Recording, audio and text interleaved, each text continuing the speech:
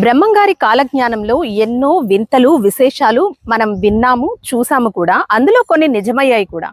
చింత చెట్టుకి చామంతి పూలు పూస్తాయని, పంది కడుపున ఏనుగు పుల్ల పుడుతుందని, ఇలాంటి ఎన్నో విన్నాము. అయితే వేప చెట్టు నుంచి పాలు కారుతాయంటూ ఆయన చెప్పిన మాటలు కూడా చాలా చోట్ల నిజమయ్యాయని చెప్పుకోవాలి.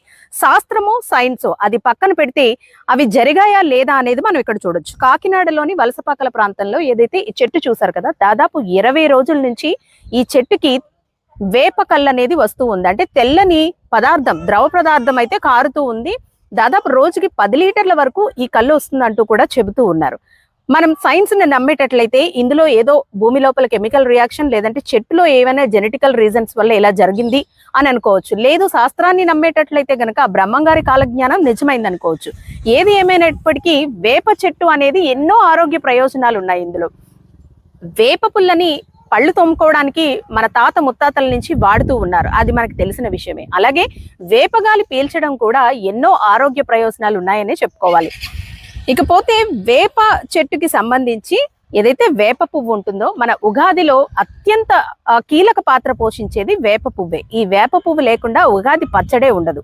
అంటే ఎన్నో ఆరోగ్య ప్రయోజనాలు ఉన్నాయి కాబట్టి ఈ వేప పువ్వును కూడా ఈ వేప పువ్వుని పచ్చడిలో కూడా భాగం చేసుకుంటూ ఉంటాం. అలాగే చాలా మంది డయాబెటీస్ ఉన్న వాళ్ళు వేప చిగుర్లను తింటూ ఉంటారు. వేప చెట్టుకి కాసిన ఏవైతే పళ్ళు ఉంటాయో అవి పండిన తర్వాత తింటూ ఉంటారు. సో ఈ కళ్ళు కూడా, వేప కళ్ళు కూడా తాటి కళ్ళును పోలి ఉందంటూ కూడా తాగిన వారు కూడా చెబుతూ ఉన్నారు.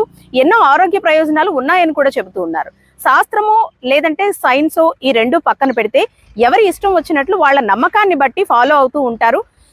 ఇది ఒక వింతనే చెప్పుకోవచ్చు. తాటి చెట్టు నుంచి ఎలా అయితే కళ్ళు వస్తుందో, లేదంటే ఈత చెట్టు నుంచి ఎలా అయితే కళ్ళు వస్తుందో, ఈ వేప చెట్టు నుంచి కూడా అలాగే వస్తుంది. కాకపోతే ఇందులో విశేషం ఏంటంటే తాటి చెట్టు కానీ ఈత చెట్టు కానీ ఆ కళ్ళు అనేది పైకి ఆ కొమ్మల నుంచి గీస్తూ ఉంటారు.